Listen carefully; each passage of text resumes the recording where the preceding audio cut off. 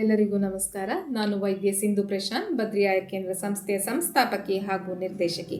ಕಳೆದ ಸಂಚಿಕೆಯಲ್ಲಿ ನಾನು ನಿಮಗೆ ಪಂಚವಲ್ಕಲ ಗುಂಪಿಗೆ ಸೇರಿರುವಂಥ ಆಲದ ಮರದ ಪರಿಚಯ ಹಾಗೂ ಅತ್ತಿ ಮರದ ಪರಿಚಯವನ್ನು ಮಾಡಿದ್ದೆ. ಇಂದಿನ ಈ ಸಂಚಿಕೆಯಲ್ಲಿ ಅಶ್ವತ್ಥ ಮರ ಅಥವಾ ಬೌದ್ಧಿ ಮರದ ಪರಿಚಯವನ್ನು ಮಾಡಲಿದ್ದೇನೆ. ಬೌದ್ಧಿ ಮರ ಅಥವಾ ಅಶ್ವತ್ಥ ಮರ ಭಾರತ ಉದ್ದಗಲಕ್ಕೂ ಸಿಗುವಂಥ ಬೃಹದಾಕಾರದ ಮರ. ಇದು ಫೈಕಸ್ ರಿಲಿಜಿಯೋಸಾ ಎಂಬುವ ಹೆಸರಿನಿಂದ ಕರೆಯಲ್ಪಟ್ಟಿದ್ದು ಮ್ಯಾಲ್ವೇಸಿಯೆ ಎಂಬುವ ಕುಟುಂಬಕ್ಕೆ ಸೇರಿರುತ್ತದೆ. ಇದರ ಭಾಗಗಳನ್ನು ನಾವು ಉಪಯೋಗಿಸೋದು ಅಂದರೆ ಎಲೆಗಳು, ತೊಗಟೆ, ನಿರ್ಯಾಸ ಹಾಗೂ ಬೀಜ. ಮೊದಲನೇದಾಗಿ ಇದರ ತೊಗಟೆಯನ್ನು ನೋಡೋಣ. ಇದರ ತೊಗಟೆಯ ಪುಡಿಯನ್ನು ಸರಿಸುಮಾರು ಒಂದು 50 ಗ್ರಾಮು ತೊಗಟೆಯ ಪುಡಿ ಒಂದು 500 ml ನೀರಲ್ಲಿ ಹಾಕಿ ಚೆನ್ನಾಗಿ ಕುದಿಸಿ ಅದನ್ನು ಒಂದು 250 mlಗೆ ಮಾಡಿಸಿದ ನಂತರ ಇದನ್ನು ಬೆಳಿಗ್ಗೆ ಮಧ್ಯಾಹ್ನ ರಾತ್ರಿ ಒಂದು 25 ml ಸೇವಿಸೋದ್ರಿಂದ ಊಟದ ನಂತರ ಬಹಳಷ್ಟು ಸಂಧಿವಾತಗಳಲ್ಲಿ ಗುಣವನ್ನು ನೋಡ್ತಾ ಬರ್ಬೋದು. ಕೇವಲ ಒಂದು ವಾರ ಸೇವಿಸೋದ್ರಲ್ಲೇ ಬಹಳಷ್ಟು ಗುಣವನ್ನು ನೋಡ್ತಾ ಬರ್ಬೋದು. ಇದೇ ಸೇಮ್ ಕಷಾಯವನ್ನು ಎಷ್ಟೋ ಒಂದು ವ್ರಣದ ಕಂಡೀಷನ್ನು, ಎಲ್ಲಿ ಸ್ರಾವ ಜಾಸ್ತಿ ಇರುತ್ತೆ, ಎಲ್ಲಿ ಪಸ್ ಜಾಸ್ತಿ ಫಾರ್ಮ್ ಆಗ್ತಿರುತ್ತೆ ಅಂಥ ಒಂದು ಕಂಡೀಷನಲ್ಲಿ ಈ ಕಷಾಯದಿಂದ ಆ ವ್ರಣವನ್ನು ತೊಳೆಯೋದ್ರಿಂದಾಗಿ ಬಹಳಷ್ಟು ಬೇಗ ವ್ರಣ ಗುಣ ಆಗುವಂಥದ್ದು ನೋಡ್ಬೋದು.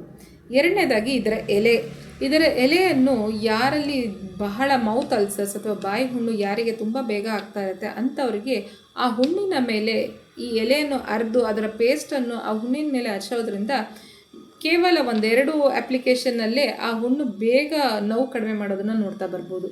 ಮೂರನೇದಾಗಿ ಇದರ ನಿರ್ಯಾಸ ಸರಿಸುಮಾರು ಒಂದು 5 ಡ್ರಾಪ್ ಅಥವಾ 5 ml ಒಳಗಡೆ ಒಂದು ಗ್ಲಾಸ್ ಹಾಲಿನಲ್ಲಿ ಸೇರಿಸಿ ಬೆಳಿಗ್ಗೆ ಮತ್ತು ರಾತ್ರಿ ಖಾಲಿ ಹೊಟ್ಟೆಯಲ್ಲಿ ತೊಗೊಳೋದ್ರಿಂದ ಯಾರಲ್ಲಿ ಬಿಳಿ ಬಟ್ಟೆ ಜಾಸ್ತಿ ಹೋಗ್ತಾ ಇರುತ್ತೆ, ಎಷ್ಟೇ ಔಷಧಿ ತೊಗೊಂಡ್ರೂ ಬಿಳಿ ಬಟ್ಟೆಯಿಂದ ಕಡಿಮೆ ಆಗಿರೋದಿಲ್ಲ, ಸೊಂಟ ನೋವು ಕಡಿಮೆ ಆಗಿರಲ್ಲ ಅಂಥ ಹೆಂಗಸರಿಗೆ ಇದು ಬಹಳ ಗುಣವನ್ನು ನೋಡ್ತಾ ಬರ್ಬೋದು. ಮತ್ತು ಹೈಪರ್ ಪಿಗ್ಮೆಂಟೇಷನ್ ಯಾರಿಗಿರುತ್ತೆ, ಯಾರಿಗೆ ಬಂಗು ಜಾಸ್ತಿ ಕಾಣಿಸ್ತಾ ಇರುತ್ತೆ ಅಂಥವ್ರಿಗೆ ಈ ನಿರ್ಯಾಸ ಎಕ್ಸ್ಟರ್ನಲಿ ಅಪ್ಲೈ ಮಾಡೋದ್ರಿಂದ ಬಹಳಷ್ಟು ನಿವಾರಣೆ, ಬಹಳಷ್ಟು ಆ ಕಲ್ಲರು ತಿಳಿಯಾಗುವಂಥದ್ದನ್ನು ನೋಡ್ತಾ ಬರ್ಬೋದು.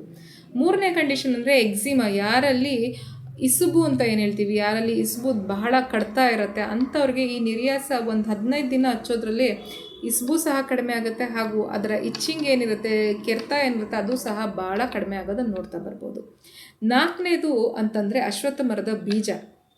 ಇದರ ಬೀಜ ಬಹಳಷ್ಟು ತೊದಲುವಂಥ ಒಂದು ಕಂಡೀಷನಲ್ಲಿ ಉಪಯೋಗಕಾರಿ. ಸರಿಸುಮಾರು ಒಂದು 50 ಗ್ರಾಮ್ ಇದರ ಬೀಜ ಹಾಗೂ ಒಂದು 50 ಗ್ರಾಮು ಗೋಧಿ ಹಿಟ್ಟು ಎರಡನ್ನೂ ಕಲಸಿ ಚಪಾತಿ ಥರ ಮಾಡಿ ಆ ಚಪಾತಿಯನ್ನು ಮಕ್ಕಳಿಗೆ ಕೊಡ್ತಾ ಬಂದರೆ ಕೇವಲ ಒಂದು 3-6 ತಿಂಗಳು ಕೊಡ್ತಾ ಬಂದರೆ ಈ ತೊದಲುವಿಕೆ ಏನಿರುತ್ತೆ ಮಕ್ಕಳಲ್ಲಿ ಅದು ಬಹಳ ಗುಣ ಆಗೋದನ್ನು ನೋಡ್ತಾ ಬರ್ಬೋದು. ಹೀಗೆ ಮುಂದಿನ ಸಂಚಿಕೆಯಲ್ಲಿ ಇನ್ನೊಂದು ಪಂಚವಲ್ಕಲ ಗುಂಪಿಗೆ ಸೇರಿರುವಂತಹ ಮರದ ಪರಿಚಯವನ್ನು ನಾನು ನಿಮಗೆ ನೀಡಲಿದ್ದೇನೆ. ಅಲ್ಲಿವರೆಗೂ ನಿಮ್ಮೆಲ್ಲರಿಂದ ವಿರಾಮ.